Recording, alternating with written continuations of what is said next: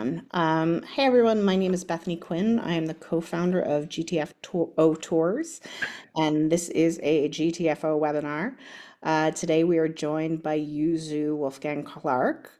She is a trans woman living and working in the Netherlands. She's originally from the UK. She is a software engineer by day and a DJ by night. She's always had a keen interest in politics, and with the current political shifts globally, she felt she needed to take a more active role. So she's a good friend of mine and has been really helpful and really great about trying to help trans folks know where they can, be safer and that, yeah, there is a happy, safe life possible, relatively speaking, and you can get out of the United States. There is life outside of the United States. So, thank you so much, Yuzu, for agreeing to do this. And yeah, I will let you take it from here. And then yeah, give your presentation, and then we'll pop out for some questions and stuff. Sounds good. Thank you very much, Bethany. Hey, everybody. I'm Yuzu. So the presentation I'm going to be running. I need screen sharing. Oh, that's important, isn't it? Yeah. So the presentation I'm going to be running through today is breaking down what the top 5 countries in the EU that are, well, EU, Europe, that are rated the safest countries for trans people to exist in. Should be. Is that showing up okay? Yes, it looks good. Fantastic, thank you. Yeah, so it's breaking down the top 5 countries that are the safest places to live and exist as a trans person in the EU, why they're the safest, what their kind of healthcare and like their civil rights are like in those countries, and also because I originally presented this as part of a different webinar, there's a second section where I covered the countries of the speakers of that original webinar in there, and I've left it in there because it's a really good point of reference, and it also includes both the UK and the Netherlands, which I have personal experience with, so I can talk a little bit more in depth about those as well.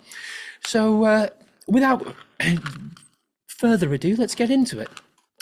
So the top 5 countries, as according to the Trans Rights Index, so they're all scoring over 70% on the Trans Rights Index, are Malta, Iceland, Belgium, Spain, and Denmark. And as you can note down there, the sources that I've used for all the information that I've got in here have been across the Rainbow Map, the Equal Index, Transgender EU, and Reddit, because Reddit has good info. So all the sources are available in the slide deck, which I can make available as a PDF and things after the presentation if anyone does want. So let's get into the first country, Malta. Now, Malta is now considered to be one of the best places in the world for LGBTQ rights, including transgender individuals. This country's made significant strides in recent years to ensure equality and protection for the LGBT community. Sorry, I'm doing vocal training at the moment, so if I'm a little bit stumbly, I do apologize for the LGBT community. And we'll go into some reasons why. They have very progressive legal protections, so Gender Identity, Gender Expression, Sex Characteristics Act of 2015. This allows individuals to self-determine their gender identity without requiring any medical or psychological interventions, which is a big thing, as I'll get into a little bit more as I talk on some of the other countries.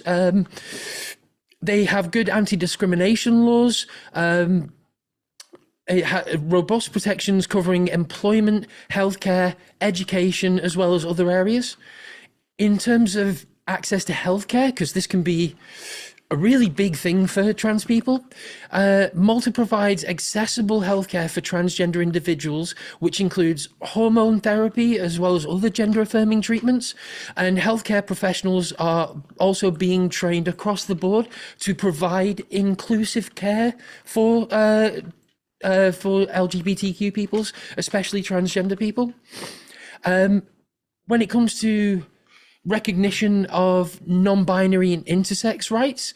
Malta is one of the few countries that actually recognizes both non-binary and intersex individuals legally. It prohibits the non-consensual medical intervention on intersex children, which is surprisingly rare across the board.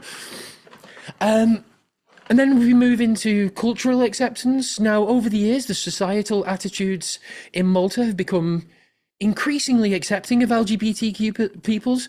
My friend I was talking to about this the other day joked it's because there's nobody there. But they've been aided by a lot of really good drives in education, as well as some really good activism happening there as well. As mentioned, I use the LGBTQ Equality Index as one of the sources, and Malta consistently ranks #1 on the ILGA Europe Rainbow Index. And this is an index that evaluates LGBTQ plus rights in European countries. Now, as with all these countries, there are some challenges which will have to be considered. Now, with Malta, whereas it is very progressive, personal experiences can vary. Some transgender individuals will still face some societal prejudice, particularly in rural areas, as tends to be the case with a lot of progressive countries. And it's also worth noting that, as a joke, Malta is a small country, so finding some specialized support networks may require a little extra effort because they tend to be there in the bigger cities, but yeah, like the rural areas may be a little bit different. But in conclusion, for Malta, they offer a really supportive legal framework, inclusive healthcare, a growing culture of acceptance. All of this combines to make it really one of the top places for transgender people. And it seems to be always just hitting that #1 spot. Before I do move on, I just wanted to give a little bit of a breakdown of, because all the slides in this presentation have this same format. So the like bar chart on the left hand side, these are the different categories that the Rainbow Index uses to measure transgender rights in each of these countries. We also have a legal protections score and social acceptance score, which I forget exactly how it's broken down, the scoring system, but 100 basically being the top end of the score, and then kind of going down from there. And then the notes at the bottom are just as I mentioned. One of the things I didn't mention in the overview, there are no age restrictions on changing gender markers and things. So that's also a very big thing. No age restrictions on accessing gender affirming care for like trans minors. Now, if we move on to the next country, we have Iceland. Iceland, again, was widely regarded, or is widely regarded as one of the most LGBTQ friendly countries in the world. It was the #1 spot until Malta just kind of pipped them to the post. It's a progressive stance on gender equality, human rights, and LGBTQ issues, which has created a very supportive environment for LGBTQ peoples. Some of the key factors here: the Gender Recognition Act of 2019. This was passed a progressive gender self-determination law, allowing individuals to change their legal gender and name, again, without requiring any medical or psychiatric intervention. The law also introduced the third gender option, the X marker, for non-binary individuals. Anti-discrimination protections, again, are in place across employment, education, access to goods and services. So they have very good non-discrimination. They don't quite have the same hate crime and hate speech protection as Malta, but it is working to improve. In terms of access to healthcare, transgender healthcare, including hormone therapies and gender-affirming surgeries, is available in Iceland. Though to access it is through specialized care. there are some very long waiting lists, which you will find is a kind of running theme. Even with the better countries, the waiting lists do tend to be kind of brutal. Healthcare across the board is generally of a high quality, and transgender related care is covered under the national healthcare system. So if you're paying into their national NHS, you're not paying any extra for your gender affirming care or whatever it is that you're seeking. In terms of social acceptance, Iceland has a culture of inclusivity and acceptance. LGBTQ rights are strongly supported by the public. Pride events, such as Reykjavik Pride, are genuinely major celebrations in the country. And again, individual experiences may vary. Most transgender people report feeling safe and accepted in Icelandic society. Again, Iceland's small population does foster that tight-knit and supportive LGBT community, offering a lot of opportunities for connection and advocacy. There's an organization, it's an Icelandic word, so I'm going to butcher it, but Smattokin 78. It's the national queer organization. They provide resources, support, and advocacy for transgender and other LGBTQ individuals. Now, coming again to potential challenges, again, we have the same thing, the rural versus urban divide. Like Reykjavik is going to be the best place to be.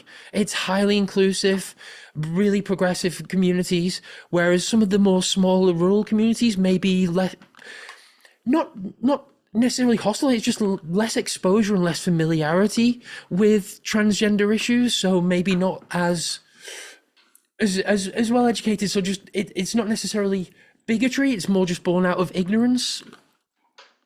The other challenge, again, because Iceland is small and the population is small, it does mean that access to healthcare specialists may require either travel to different regions or, as I mentioned before, some longer waiting periods.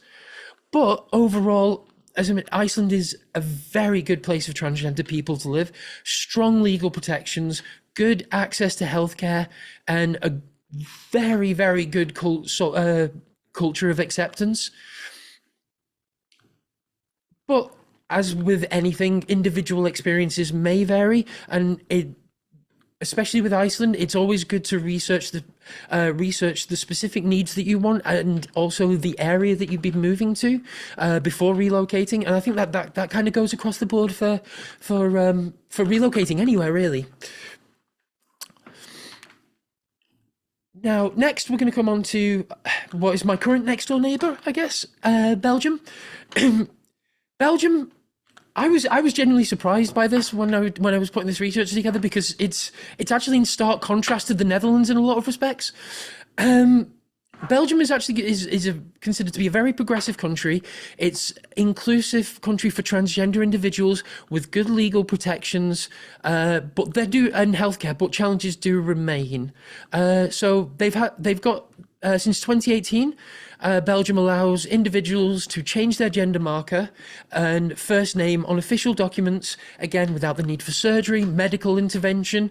The process is administrative, but and does require a declaration before a civil registrar. So there's probably a few more like bureaucratic steps to go through with that, but there's not some of the blocks that we'll come on to when we talk about some of the other countries a bit later. In terms of anti-discrimination laws, Belgium prohibits discrimination, again, based on gender identity and expression across employment, education, access to services. In terms of healthcare, there are multiple specialised clinics for transgender healthcare, such as Ghent University Hospital, which provides gender-affirming care, including hormone therapies and surgeries. But again, we're running into that same issue where, yes, they provide this, but because of the small teams, the wait times can be quite large. In Belgium as well, gender-affirming treatments, including hormone therapy and surgeries, are partially covered by Belgium's universal healthcare. So you could expect to actually have to pay out of pocket for some of your treatments.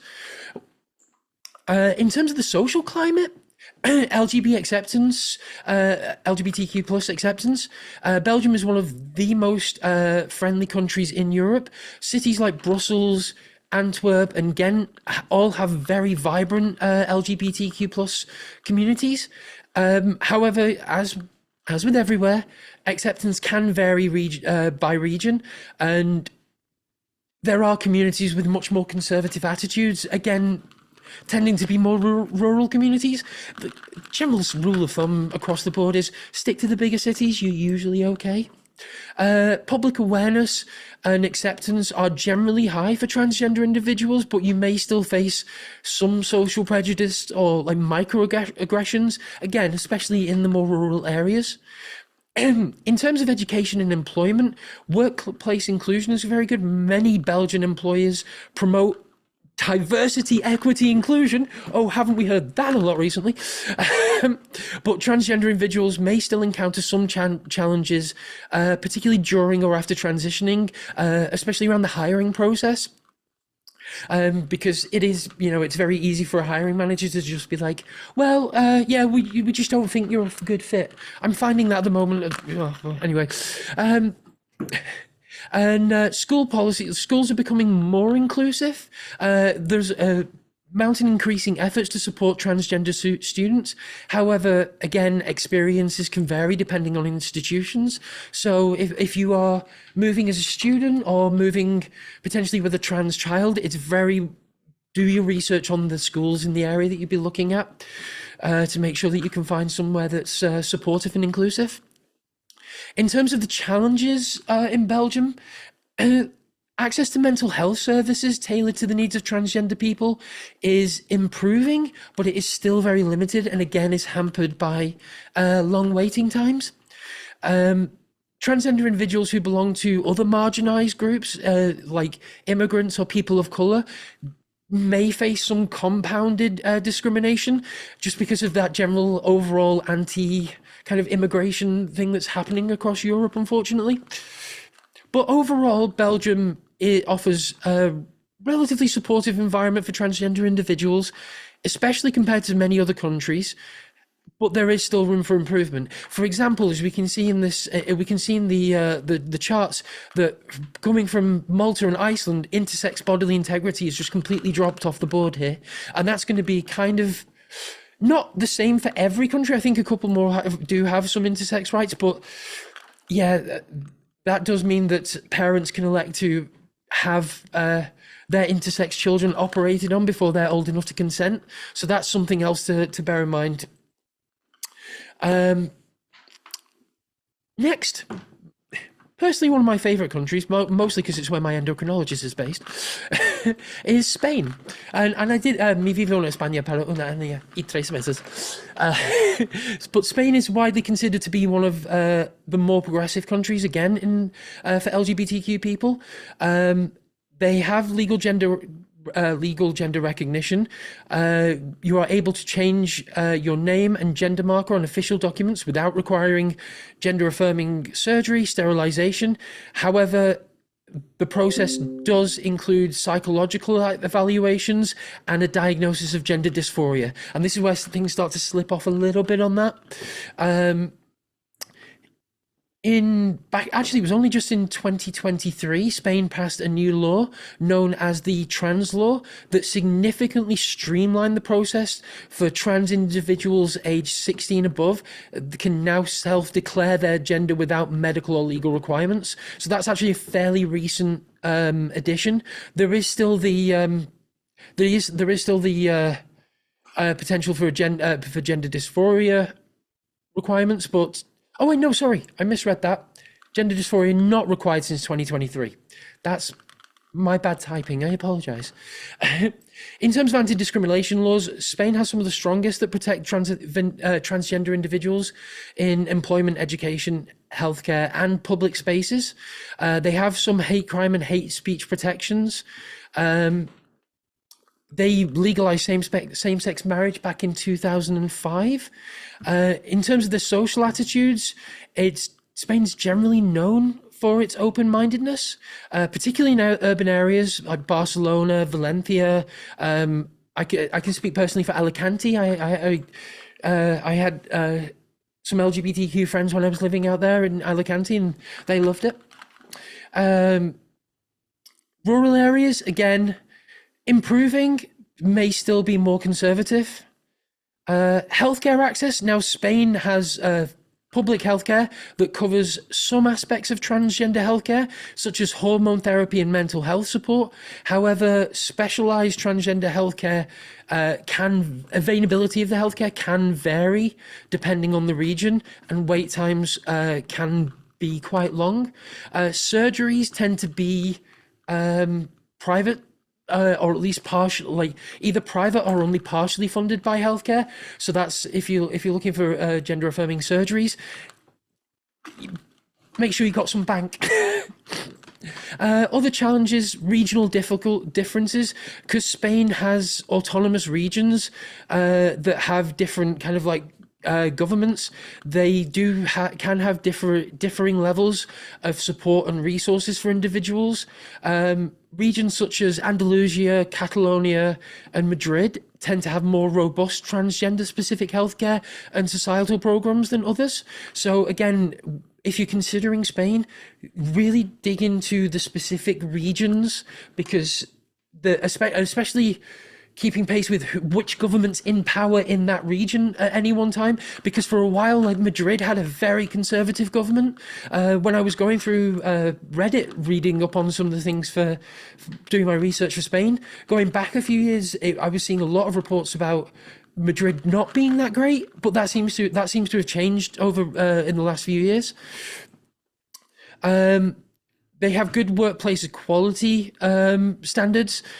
Legal protections do exist, but transgender individuals may still face workplace discrimination and difficulty finding employment. Again, it's that you can discriminate without discriminating thing, especially when like looking for work. But once you are in a job, you generally can. If you are facing discrimination in your job, you generally do have recourse to report that. So there are some. Oh, sorry.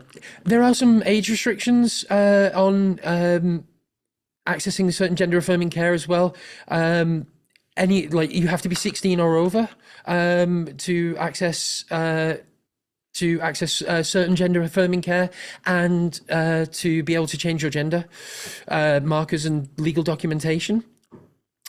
But overall, the progressive laws and relatively inclusive social attitudes are making it a welcome environment, particularly in urban areas. The challenges like healthcare access and regional disparities still exist, and those are where you really need to do a little bit of self-research to narrow in.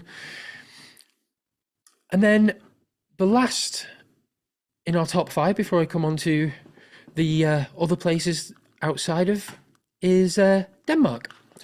So Denmark is often considered a very progressive country. It makes it for LGBTQ peoples, making it a very good place for transgender people to live compared to a lot of other countries. However, as with any location, experiences can vary, and as we can see here, things drop off again for intersex rights, for example. But legal recognition, Denmark was actually the first country in the world to allow gender recognition without requiring surgery, sterilization, or medical diagnosis. Trans people can change their legal gender with a simple administrative process. It's probably one of the best countries for that particular process in the world. In terms of healthcare access, Denmark provides access to gender-affirming healthcare, including hormone therapy and surgeries. These services are covered under the public healthcare system, but again, you may face some longer waiting times.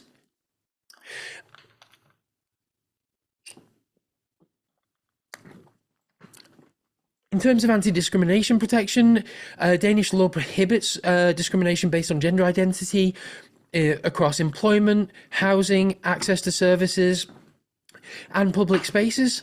The cultural attitudes are generally quite good. Denmark is generally very accepting of LGBTQ peoples. Pride events and inclusive spaces and educational initiatives are very, very common. There is also very good community support. There are active LGBTQ organizations like LGBT plus Denmark. They provide advocacy, resources, and community support for transgender people. Now, when it comes to the challenges with Denmark, again, we're looking at healthcare delays. The gender affirming care is widely available across the country, but you are looking at very long waiting times and some bureaucratic hurdles which can be frustrating, especially when you're getting outside urban areas like Copenhagen or Aarhus. Your access to specific resources and communities might be a bit more limited. Denmark Now, while Denmark is progressive, not everyone may be fully informed about transgender issues, so misunderstandings and microaggressions, especially again in rural areas, they can happen. Legal recognition for non-binary gender is still yet to be formalized, although advocacy efforts are ongoing and there is a big push to change that. So overall, Denmark is a relatively good place for transgender people. They have spearheaded a push in a lot of respects, but in recent times, other countries have seemed to be kind of outpacing them in the rate of keeping up with of pushing through policy changes and so on. If you are considering Denmark, you can connect with LGBT plus Denmark to get more in-depth details about any particular areas that you're looking to live in, or if you had any more very specific questions. And that covers the brief overview of the top 5 countries that have the best social acceptance, best access to healthcare, and the best protections for transgender people in the EU. Now, the countries I'm going to move on to talk about next are the ones I mentioned that where the presenters of the last webinar where I used this were based, and I've kept them in because they're a good mash of what the rest of Europe can look like. So those are Portugal, the UK, Netherlands, and Italy. So we'll start with Portugal. Portugal, again, they were just under that 70% mark on the transgender rights index. So very close to being in that list of top countries. They do offer several benefits for transgender individuals, including legal protections, access to healthcare, and a relatively welcoming social environment. Since 2011, Portugal has allowed individuals to change their legal gender, again, without requiring intervention or diagnosis.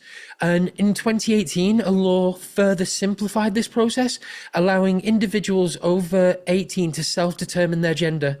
For minors aged 16 to 18, they just require parental consent.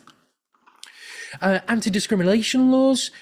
Portugal has robust anti-discrimination laws that protect against bias based on gender identity across employment, healthcare, housing, and public spaces. They do have hate crime protection based on gender identity. Unfortunately, not hate speech, just hate crime. And that seems to be common with a lot of these countries as well. In terms of access to gender affirming care, the Portugal's National Health Service provide gender affirming healthcare, which includes both hormones and surgeries. But again, we're facing that long waiting time problem, and it's again due to limited resources, limited specialists. They are also increasing mental health resources for transgender people, though again availability can vary quite dramatically based on location. From what I've heard, Lisbon tends to be the best place.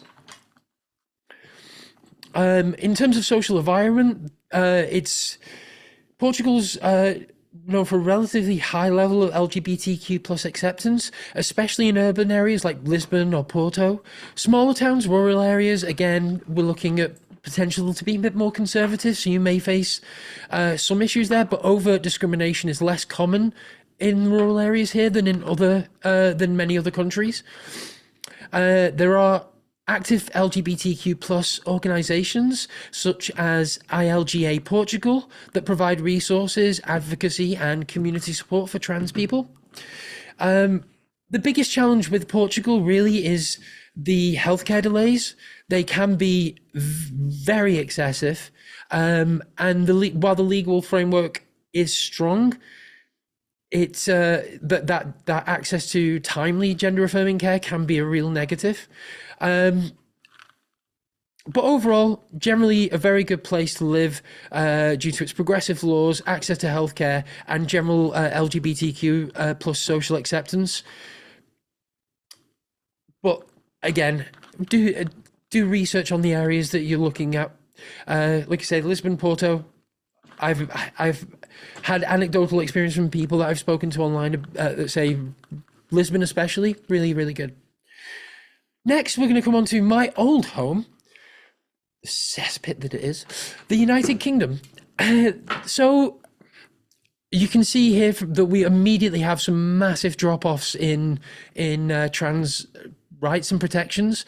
So the UK can be a supportive place for transgender individuals, but it varies very wildly on the location, the community, and also access to healthcare.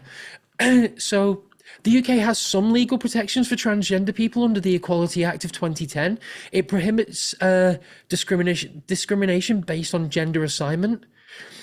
Transgender individuals can legally change their gender marker on official documents such as passports, license, driver's license, relatively easy. No, they can't. I will come on to this in a second because I'm actually going through this process at the moment. No, it's got worse since the Labour government came in, unfortunately. But yeah, the Transgender Recognition Act of 2004 does allow for the legal recognition of gender, although the process can be cumbersome. But the biggest problem with the UK is healthcare, because the National Health Service in the UK has been woefully underfunded by 14 years of Tory austerity. So even just normal non-trans healthcare has insane waiting lists. Gender affirming care, you can be looking in excess of 7 to 8 years to even get started on any form of gender affirming care. It is untenable. It is just, yeah, the UK healthcare system is just problematic from top to bottom. National health system, amazing concept, but if you take all the money from it, it falls apart. In terms of community and activism, major cities like London, Brighton especially, and Manchester have very vibrant LGBTQ communities. I was actually back in Manchester back in November, first time I'd been home in like 20 years, because that's where I'm from. And one of the most accepting places I've been since I started transitioning. I almost kind of got nostalgic and was like, oh, maybe I want to move home, but then I remembered what the rest of the UK was like. It was not so much.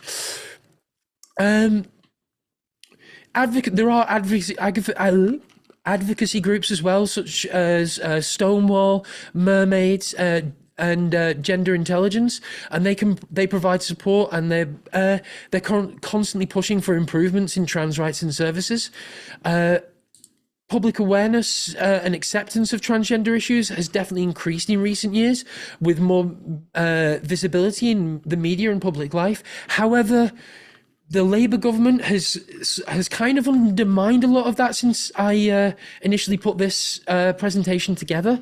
So obviously the Labour government validated and supported the CAS report, which is the report that erroneously claimed that puberty blockers for trans youth were harmful, and that's propagating bloody everywhere, and it's already been debunked as an absolute terrible study, but the Labour government just were like, no, we'll do that because J.K. Rowling said so. Yeah. But the big challenge, sorry, I get very irate about this one. But the big challenges for healthcare access, big challenges for the UK are healthcare access. As we say, the wait times can be insane. Social attitudes, like I say, Manchester, London, London is a mixed bag because it is so culturally diverse, and you can go from one part of London, go a few blocks, and everything changes. Whereas I found that across the board in Manchester, pretty good. So as much as the economics up north are not as good, I actually think the social acceptance up north is better than down south. But yeah, there are still a lot of there is still a lot of discrimination there, and not a lot of protections for people. There is some anti-discrimination laws, but they're not very readily enforced. The hate crime and hate speech protections are weak at best. And also, a gender dysphoria diagnosis is required to access any of the transgender healthcare in the UK. And getting that diagnosis alone can be one of the most challenging aspects of living in the UK. Next, Italy. I have my family is Italian, so I have a little bit of a like attachment to Italy, but yeah, it's not great. Italy's acceptance of transgender people it's improved slightly over the years, but it still faces some significant challenges, especially when compared to other European countries. Whether Italy is a good place for transgender people to live depends on the individual preferences and circumstances, as well as the region in Italy that they choose to be in.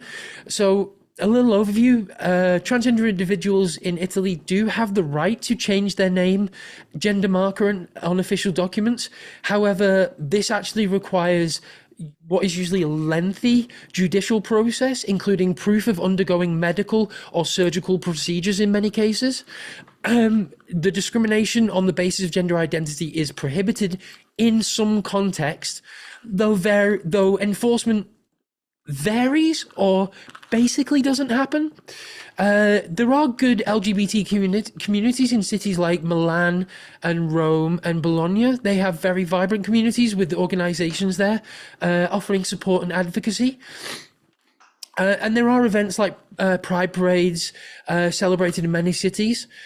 In terms of healthcare overall, Italy does offer access to gender-affirming care, including hormone therapy and surgeries, though it's public through its public healthcare system. However, the availability and the quality can vary very significantly by region.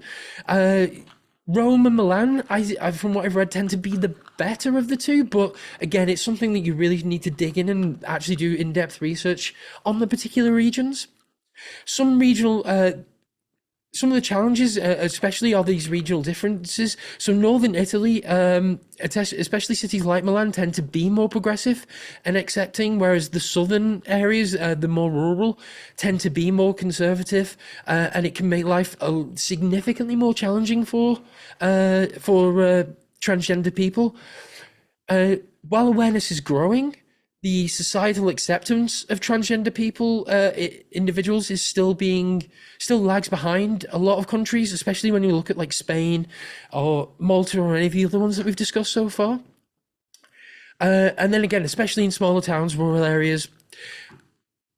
One thing that's very unique to Italy, and this isn't just for gender rights, having dealt with legal things in Italy for my family before, the bureaucracy in this country is insane. And when it comes to process for legal gender recognition, it is one of the most complicated processes in any of the European countries. Like I mentioned before, it involves court involvement and medical interventions are often required, which is just barbaric. And then in terms of representation for transgender people in the media and politics, it's very limited, and there is a tendency to perpetuate stereotypes, which breeds a lack of understanding. Things to consider about Italy as well: the language and culture. You really want to learn Italian before going there, because there's a very low tolerance for non-Italian speakers. Even my own Italian family used to wouldn't talk to me unless I made an effort to speak in Italian, and I was like 8. There is a MIT, which is Movimento Identità Trans, which is an advocacy group that provides resource and advocacy for transgender individuals, and urban areas do tend to be safer. But generally speaking, I would I would have Italy on unless you really, really like pizza, have Italy fairly low down on your considerations. And then lastly, I will come on to the Netherlands. I'm sure you're thinking the Netherlands is generally considered by the outsiders to be a very progressive country for LGBTQ rights, and it is in some respects. However, living here and transitioning here, I can say that for trans people specifically, go next door to Belgium. So we do have there is gender recognition here. Transgender individuals can change their gender marker on official documents, and only since 2014, surgery or sterilization is no longer required. The government did make an apology for that as well, but like a little bit too late. The government is working on further simplifying the process of legal gender change. However, that has since Wilders got a bit more of a majority in the parliament here. All the progress on that has stalled in parliament, so it's not looking like it's going to change anytime soon. Dutch law does prohibit discrimination based on gender identity and expression across employment, education, housing, and public services. However, again, you can work around this. I'm currently job hunting at the moment, and it is very easy for hiring managers to just make up a reason why they don't want to hire you. It's hard to prove the particular. Oh, we're not hiring because we just don't think you're a good fit. It's always hard to prove that it might be because of gender identity. When it comes to hate crime and hate speech protections, they're basically non-existent. I unfortunately have been the victim of repeated harassment and hate speech related to being trans, and have reported it to the police, and they just don't care. And when it comes to healthcare, sorry, going back to the changing of changing of your gender markers, it does require a gender dysphoria diagnosis. Same for transgender healthcare. So it is available in the Netherlands. You can get gender affirming surgeries. You can get hormone replacement, hormone treatment. However, it used to be fully covered under Dutch healthcare, and Dutch healthcare is kind of this weird, it's not fully socialized, it's not quite like American private healthcare. You do pay, but it's very heavily regulated. But now they have changed it, so all gender affirming care is only partially covered by your healthcare.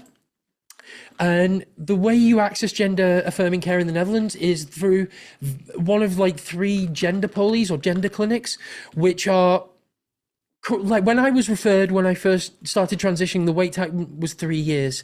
They have recently just closed their doors to all new patients, because they are so understaffed, because they don't have enough psychologists. So the wait time now just for intake is over 8 years. And once you do have intake, you're facing 1.5 years of psychiatric evaluation before you're given a gender dysphoria diagnosis. If you are looking to transition here and hoping to get access to healthcare through that, just don't even consider it. Not unless if you want to transition this decade, like medically transition this decade. In terms of community and support, there are really good groups here. There's the Transgender Network, who are a really good advocacy and support group that operates across the Netherlands. There are also really good groups and online communities. In Amsterdam, we have there's some really good, safe LGBTQ plus areas of the town and everything. And obviously Pride is a really big deal here as well. Schools are becoming increasingly incorporating education about gender diversity, which is helping to foster understanding and acceptance. So overall, the Netherlands, you can do a lot worse, but honestly, there should be choices above the Netherlands. Yeah. You've got my experience. The last thing I did want to touch on is an alternative, if you're in Europe, to the normal healthcare systems, and this is how I am getting my trans like my gender affirming care, and it's a company called Imago TG. They're a private company that will put you in contact with an endocrinologist who will prescribe you hormone treatments. You do have to pay for this, so you're looking at an initial setup fee of €250. There's a €20 subscription fee, and you do have to pay for like your own blood tests and pay for your prescription yourself, but there is little to no waiting time. When I signed up, I got my first prescription within 4 weeks. They are run by trans people, for trans people. They're corporated into out of Malta, so like that's where they're kind of like corporate office is registered, but I think most of their staff are based in Belgium. They've recently added, they're in collaboration with a surgical team in Spain, so that you can now look to get gender affirming surgeries through them as well. They also provide vocal coaching and mental health support as well. All these things do come at an extra cost, but if you have the means and don't want to wait around, if you're in a country where there are long waits and you don't want to wait around, this is another alternative that I can personally recommend because I am using them. And this is not a sales pitch. They don't know I'm talking about this. I just want people to know that there's that option out there. And that is everything I have to say. I hope this has been educational and helpful to some people. And yeah, that's... Yeah, this is really fantastic. Thank you so much, Yuzu. This is really helpful. Um, we have a few minutes for questions, so I wanted to go in. The first question from one of our participants is, can you live in the Netherlands but get care in Belgium? So not that I'm aware of, because you have to be registered in Belgium to access their national healthcare system.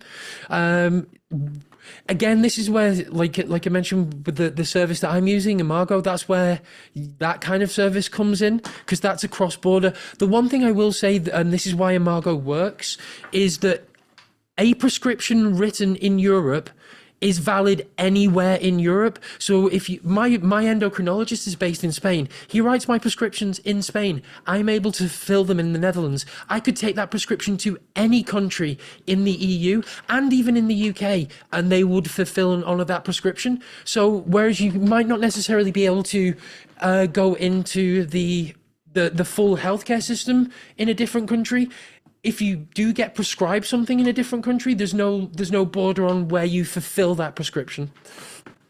That's really good to know. So the other question that I had is, are you aware of any options for medical tourism? Can people travel to another country to get Uh, surgery or hormones, Spain, something like that? Spain. Spain offer, especially for gender affirming surgeries. Spain have some of the best specialists in the world, especially for FFS, facial feminization surgery. The surgical people that Imago have partnered with are in Spain. There is another one. Oh God, I forget what the company's called, like Facial Team or something. I'm trying to find there it is. I was trying to find the thing to stop sharing so I can. There we go. Yeah, there's I think it's like Facial Team or something. Let me just see if I can find it. But yeah, in terms of going abroad for surgery and stuff, yeah, that's definitely an option. Great, thank you. And you have given us some really great resources, particularly in that presentation that folks can look at, Yes. if there are other countries that aren't covered in the presentation that you're interested in. But if I were a parent, let's say I'm a parent of a trans kid and I'm Yeah. trying to figure out where to go, what are like, let's say the five, let's say, what are the top three things, or like three things that I might not think of that you should be, because for me, like the waiting list was a surprise. I wouldn't have Yeah. thought of that as something that would impact the trans friendliness of a place, but of course it is, right? So like Yeah. what are some of those factors that parents I think think about? definitely, if it's related to trans kids, definitely research schools. I think schools is a big one. Because like a lot of schools may say they're acceptance, but I would actually try and dig in to find real world experience and not realize. A good example for this would be the UK. Every school will tell you, oh yes, we're inclusive, we're inclusive, but then you actually look at what the funding is like for the education system, because like, for example, in the UK, yes, the school might purport to be inclusive, but if they are massively underfunded, way overcrowded, and then you have kids bullying other kids, the teachers don't either. They don't have the will to do anything about it, or they're just so overworked that they really can't do anything about it. So that'd be my number one. Would be look at schools again, looking at the like I covered in some of the presentation, looking at what the law is around gender affirming care for minors. So like the UK is a fucking hot no-go because when the Labour government came into power, one of their first acts was to ban puberty blockers for trans kids. You can still get them if you're not a trans kid, but yeah. So that's another thing to look at is what the medical the law is for access for puberty blockers, because unfortunately the CAS report is just continuing to do more harm than good. Well, it can only do harm. It's a complete load of BS. And then for the third one, I would. It's very difficult for me because I'm not a parent and never shall be a parent, unless you count my 6 cats. Or your kids. But I mean, honestly, I'd be looking into specific areas and regions of the place you're looking at moving to. So, like, what? And I don't even just mean like, oh, what's Amsterdam like? I mean, like, look into the neighborhoods, like, for example, the neighborhoods within the city. So looking at Amsterdam, like the neighborhood I live in, New West, I run away, it's horrible here. But then if you look to places like the Jordan, and even like places like Zoud, much better. So yeah, when researching areas, actually look at neighborhoods, not just cities. And where can parents go? Is Reddit a source? Like when Reddit, like the trans subreddits are a really, really good source for that kind of thing. Yeah, that's probably, if you want to get real world experience, you put a question out on one of those subreddits, you will get answers. I guarantee. It's a very welcoming and supportive community. Great. And then what was there was a question about, in your presentation, you said, one of the criteria was asylum. And I think it was you and I who had talked about, one question is different countries have different criteria for, am I allowed to seek asylum? Let's say I am from Syria and I'm a political reporter and I've been persecuted there. Like that's like if you're a Hmm. reporter, that's sort of one criteria, right? And so with the LGBTQ community, my understanding is that there are some countries that Yeah. are, where it's a penalty of death to be gay. Yeah. And so like those are countries where if I'm coming from X country, say in Africa, and I come to the Netherlands, I can apply for asylum because it is that. But I Yeah. believe it was you and I who were talking about that in the United States, and again, things are changing very quickly Yeah. there. It's really difficult to get a handle on where things are and where things are going to land. Yeah. But one of the things was that it might be difficult for trans folks to apply for asylum because, or LGBTQ folks to apply for asylum because the claim will be they can move to another state. Yes. Yeah. Can you Very talk a much little so. bit more about what that asylum criteria is and what that looks like? I'll be honest. I haven't dug in. I don't want to speak too much on it because I haven't dug into the nitty gritty of each like the asylum criteria. As far as I'm aware, it'd be very difficult to claim asylum in any European country at the moment coming from the US. I do think that there's the potential for that to shift though, because I mean, if you look at like certain countries are already putting out travel advisories for LGBT, especially for trans people on the US. And if things keep going the way they're going, then this may change. And I think all asylum claims all asylum claims would be dealt with on an individual basis. The best thing to do in that sense is to consult with a lawyer, an asylum lawyer, a specialist. Because I'm not a legal specialist. I'm just trying to give some like high level overviews. So yeah, I would contact a legal specialist in that area. The one thing that I would say, having recently listened, like I've been recently reading and listening to a lot of asylum experiences for migrants, just in general, not specifically for LGBTQ. If you have other options other than asylum, take those, because the asylum process is not, it is not good. Nowhere it is stressful, intense, so sometimes degrading, and not not a path that I would choose for anyone if they have another alternative. It is, if it's your absolute last ditch thing, then yes, that's asylum. But if you have any other route to emigrate, explore that first. Yeah, absolutely. And I'm happy to help folks. If you go, I can talk for folks through their option, and I'm also probably tomorrow I'm going to put out a one pager on your different visa options, with resources to like articles listing, for instance, which countries have digital nomad visas, which countries have passive income visas. But if you go to gtfotours.com, you can book some time to chat with me, and we can go through your options. But yeah, that's what I've heard is essentially, when you're competing with somebody from like a war torn, when you're, specifically being targeted in a war torn country, or then again, in the United States, given Yeah, it, but give it time. come on. At this rate, give it a couple of weeks, you'll be there. Right. Just like, what's today? Today is April 13th, everyone, for what it's worth. Oh, Anyway, April so 13th, 2026, right? oh my God, right. Every day is years. Okay, let me just see, was there anything else? Do you have anything else that you think folks should know, or should, I mean, I would say one of the things that people should know is that there are good places in the world where you Yeah, can live. Democracy is still a thing. Multi-party systems are wonderful. yeah.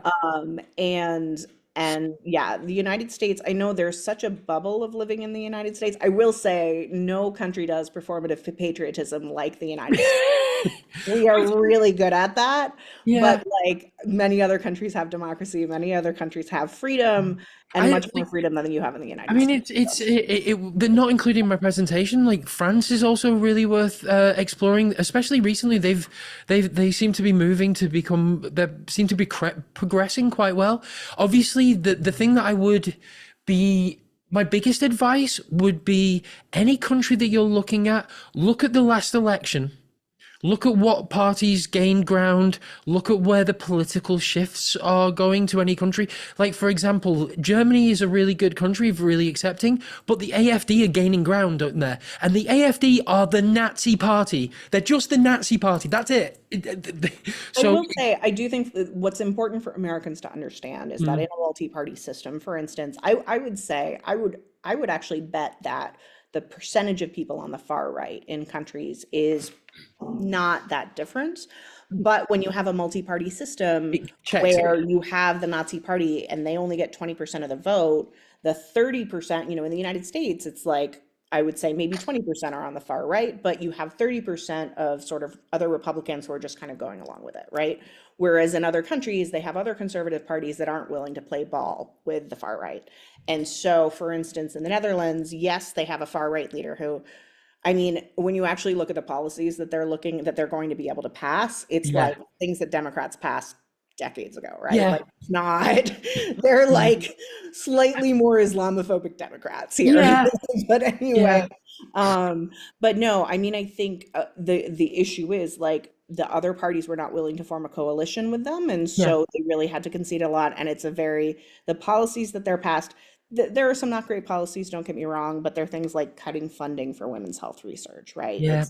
Um, And so it's not the same as in the United States. I think a lot of people in the United States are like, well, it's bad everywhere. It's not that bad No, everywhere.